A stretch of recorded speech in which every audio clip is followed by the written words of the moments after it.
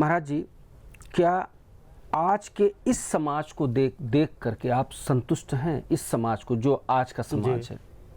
मैं बिल्कुल भी संतुष्ट नहीं हूँ। दरअसल पे समाज अपने मार्गदर्शन से भटक चुका है। सोचते हैं, क्षणिक सुख के पीछे इतना जाते हैं कि अपने जीवन पर्यंत के सुख को दुख में तब्दील कर कर वो भागते हैं और क्षणिक सुख को ही समझते हैं कि मेरे जीवन की मूलतः पूर्ण पूंजी है, जबकि ऐसा कुछ भी नहीं है। जब तक वह अपने आप को नहीं समझेंगे, समाज में लोगों को, परिवार को, शिक्षा को, स्वास्थ्य को जब तक पूर्णतः अपने आप में परिपक्वता नहीं प्राप्त करेंगे, तब तक वह सफल जीवन नहीं जी सकते हैं।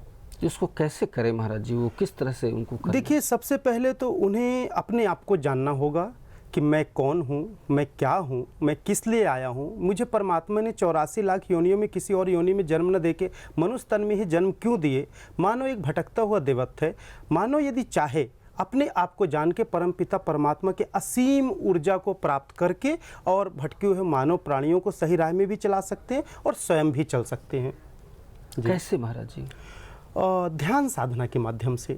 ध्यान साधना करके अपने अंतर ऊर्जा को जानकर और उससे सोचने, विचारने, समझने की क्षमता आ जाएगी, जिससे जब वह कोई कार्य करेंगे तो आगे चलकर भटकेंगे नहीं और सफल पूर्ण जीवन जी सकते हैं, स्वस्थ जीवन जी सकते हैं।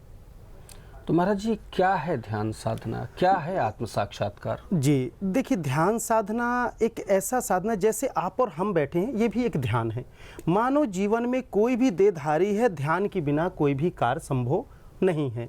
हम जब कोई कार्य करते हो तो कहते हैं ध्यान से काम करना, ध्यान से काम करने नहीं, काम खराब हो जाएगा।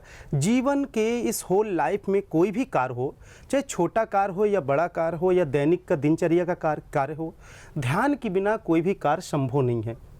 और साधना, जब हम साधना को जोड़ते हैं तो हम अपने अंतर ऊर्जा, हमारे इस शरीर के अंदर से करोड़ों ऊर्जा वेव्स, तरह तरह की तरंगें निकलती रहती हैं। जब हम किसी भी चीज़ को दृष्टि से देखते हैं, उस दृष्टि पे हमारा विचार जाता है, फिर उसको मस्तिष्क पे एब्जॉर्ब करते हैं, फिर मस्तिष्क विचार उस पे कार्य करना चालू कर देता है।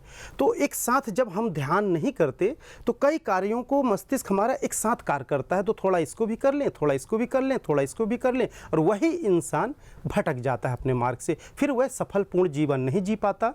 और ध्यान करने के लिए किसी भी दृष्टि को पकड़कर, ऊर्जा को पकड़कर ध्यान चिंतन से उसकी विशेषता को देखें, मन में उसको तराजू पे तौलें और फिर कार्य करें, तो हमें सफलता मिलती है। और ध्यान का तात्पर्य दूसरे तौर पे, देखिए ध्यान के कई मार्ग हैं। यदि ध्यान को हम दूसरे तौर पे कहें तो हमारे अंतर जो ऊर्जा समाहित है, उस ऊर्जा को देखें, अपने वास्तविक मूल को पहचानें और फिर कार्य को करें, वही ध्यान है।